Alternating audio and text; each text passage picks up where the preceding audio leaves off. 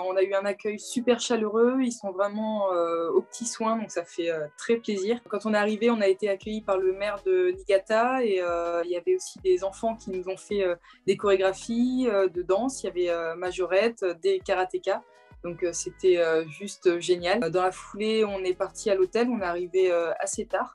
Donc on a mangé, on a dormi, j'ai bien dormi, donc ça c'est bien, parce que j'avais préparé le jet lag, le décalage horaire avant.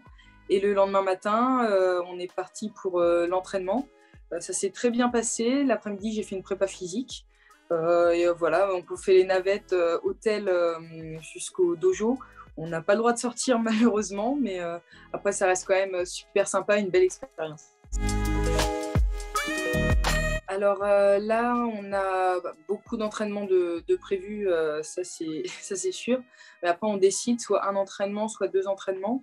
Par exemple, hier, c'était un entraînement karaté, un de prépa physique. Ce matin, j'ai fait du karaté. Cet après-midi, j'ai préféré faire tranquille repos. Donc voilà, on décide vraiment comment on se gère. Pareil sur les temps d'entraînement, sur la composition d'entraînement.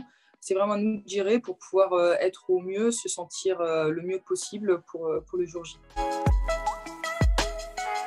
Alors là, moi, il ne me restera qu'un seul entraînement en préparation physique, ça sera le 2 août. Donc avant, ça sera que du karaté. Je fais des blocs avec un peu des thèmes sur mes points forts. Aussi mentalement, comment aborder la compétition, le fait d'être connecté jusqu'au bout, de faire beaucoup d'enchaînements, pas du coup par coup.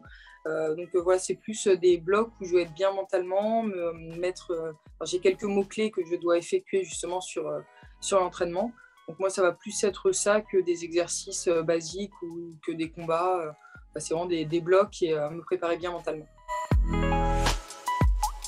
Alors Jennifer, là on s'est vu 4 jours avant de partir, on a pu travailler ensemble, comme ça elle a vu aussi mes attentes. Elle est vraiment à ma disposition, je lui demande soit de bouger normalement, soit des moments de me contrer, de vraiment, dès qu'elle voit une opportunité, de piquer. Donc comme ça me permet moi de hausser le niveau face à quelqu'un de très fort et du coup de me mettre aussi en confiance, que quand j'arrive à placer une technique, c'est pas une technique qu'elle m'a donnée, c'est une technique que je suis allée chercher. Donc voilà, je lui donne des pistes sur lesquelles elle va pouvoir m'embêter. Et après, c'est à moi du coup, de trouver les solutions. Le village olympique, j'ai un peu du mal à me rendre compte, mais comme les Jeux olympiques d'ailleurs, pour moi, c'est juste, on va dire, un endroit où je vais loger en attendant la compétition. Pour l'instant, j'ai pas d'a priori, je ne sais pas comment ça va se passer. En plus, avec les restrictions liées à la crise, je ne sais pas vraiment qu'est-ce qu'on aura le droit de faire ou pas. Je ne sais pas trop, je suis assez mitigée sur ce que j'attends ou pas du village olympique. Tout ce que je sais, c'est que je suis dans ma compétition et pour l'instant, je suis focus que sur ça. Après la compétition, on verra si je vais profiter du village olympique, mais pour l'instant, focus sur la compète.